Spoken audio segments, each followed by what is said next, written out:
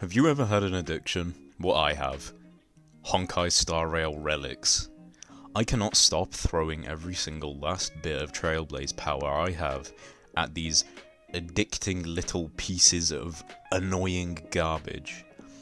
I have never spent so much of my resources just hoping for that 1% chance where I get the best relic in the whole game.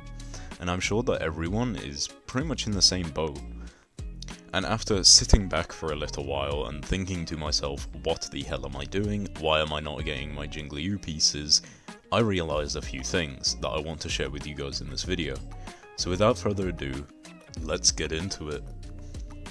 So I'm sure everyone has had their fair share of terrible relics, and wondering as to why everyone else is getting better relics than you, and why you're just doing less damage than everyone else. Why is it that people who started after you are able to clear MOC 10 in one round, while you're clearing it at 2 stars, barely being alive? Now, while I'm sure most of this issue is the fact that they probably pulled on different banners to you, maybe they got luckier, maybe they got light cones or eidolons, generally, you don't need that strong characters.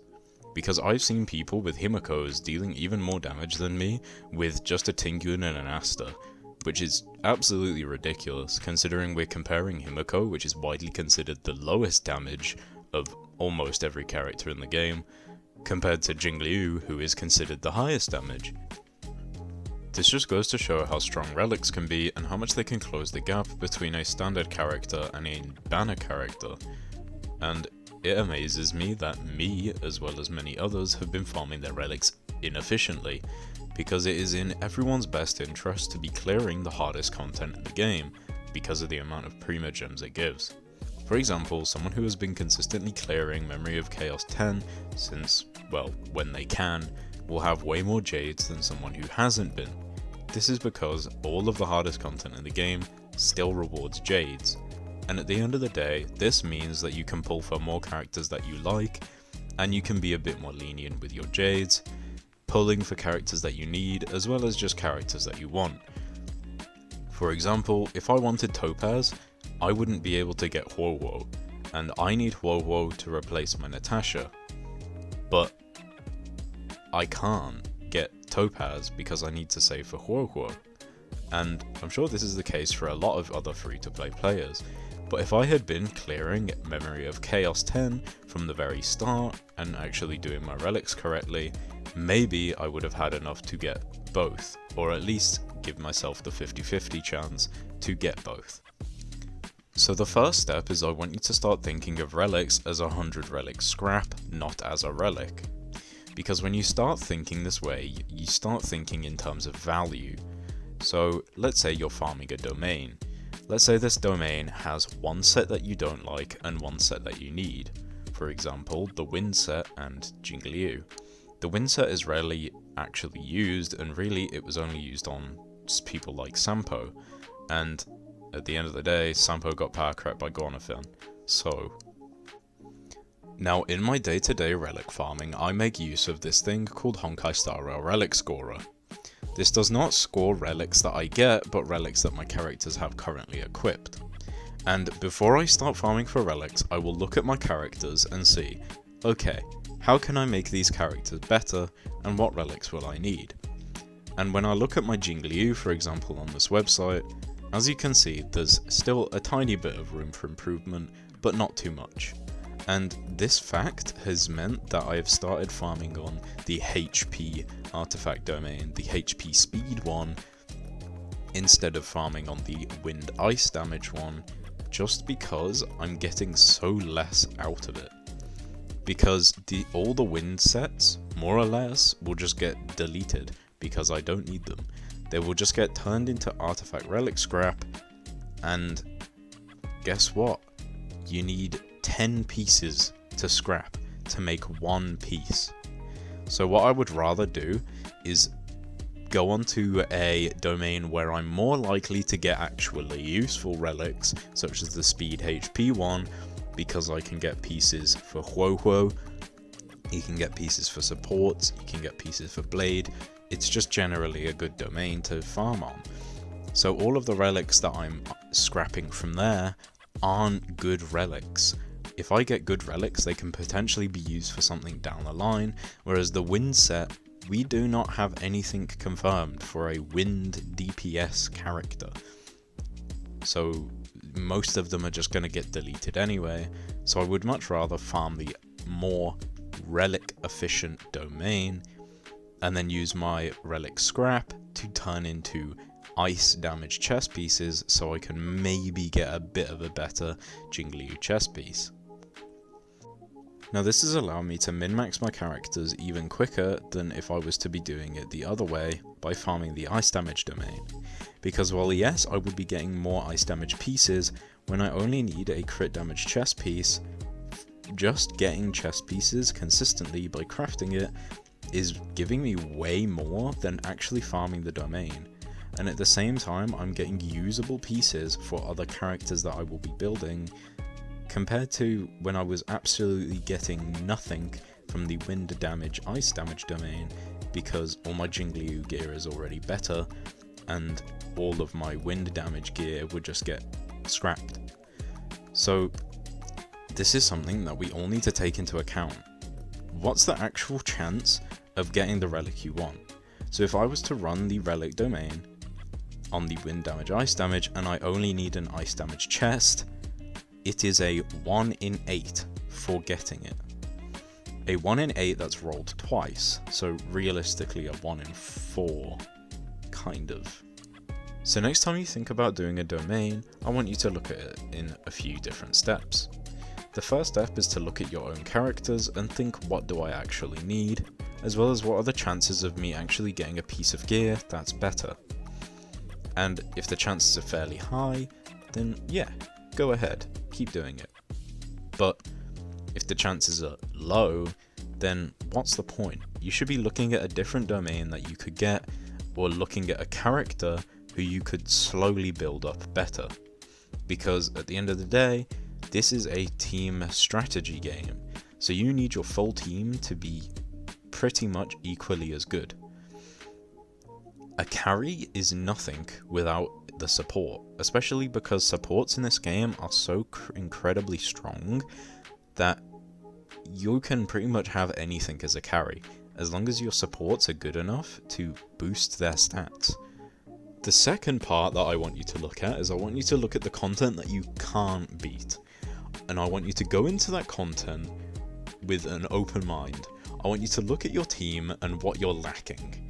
It could be skill point production, at which point you need to have your support or healer move quicker so that they can auto attack, as well as keep their buff up time, or as well as keep their healing up time, because obviously basic attacking gives more skills.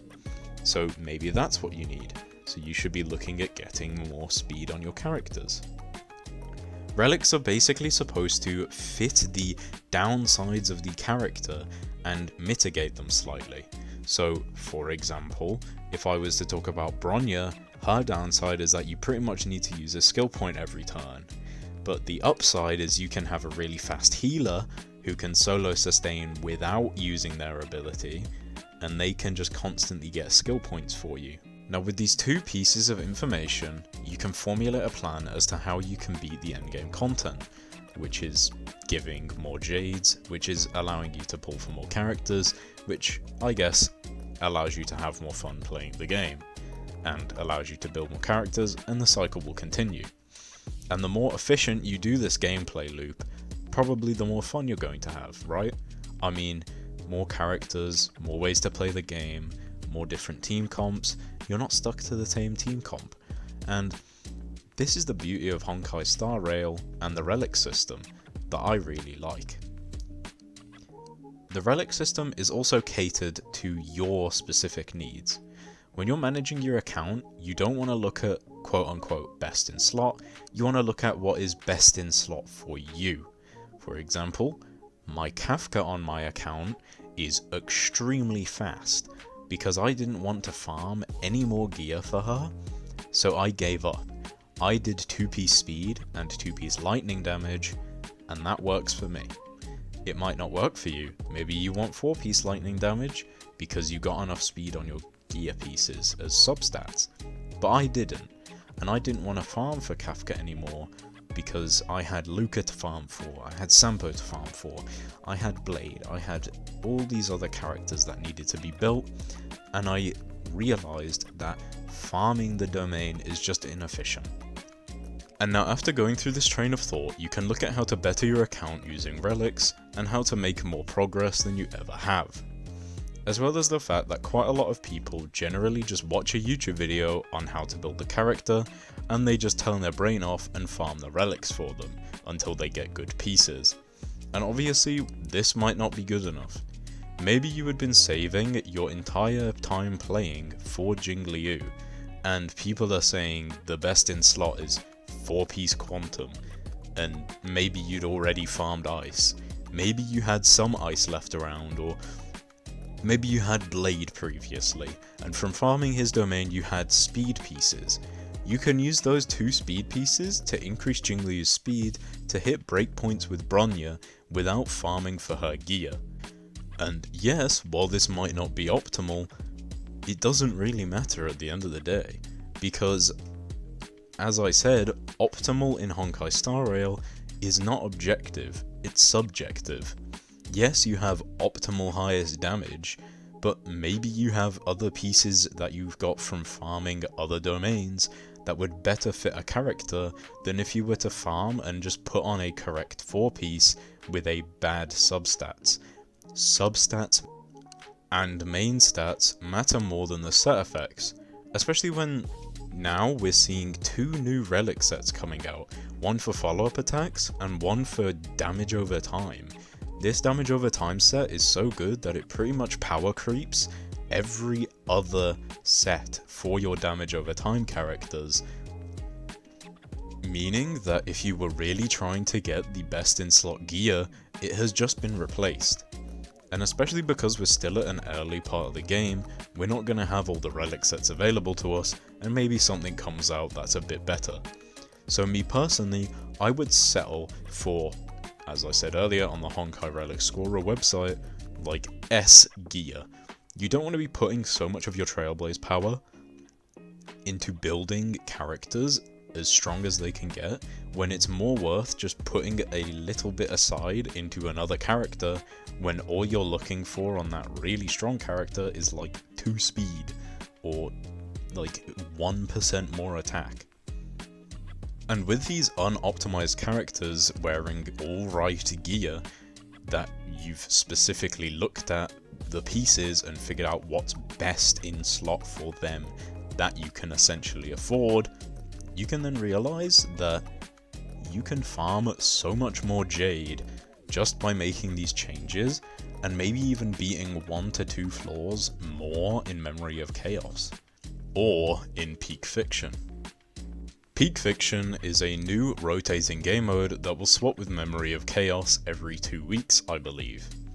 Peak Fiction is going to be another form of endgame content, at which you will need strong characters to clear it, meaning that it is even more important now than ever to make sure that you are farming efficiently for your relics so that you can actually start clearing the new content when it comes out, especially because now we're getting to the point in the story where we're seeing different places, and maybe characters that you like more than any of the characters that have been currently released will start coming out. For example, we have Argenti.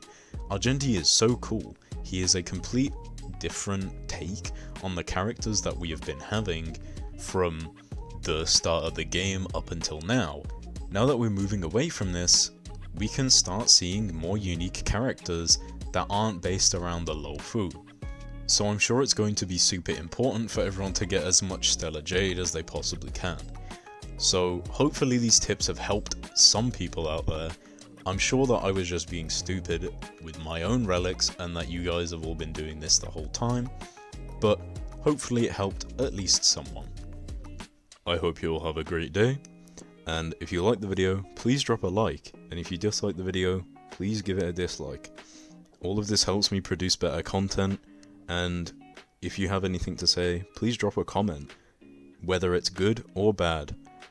I had a few comments on my last video talking about my mic quality and how it was a bit quiet, so hopefully it's a bit better in this video. I did try my best, and yeah, that's it.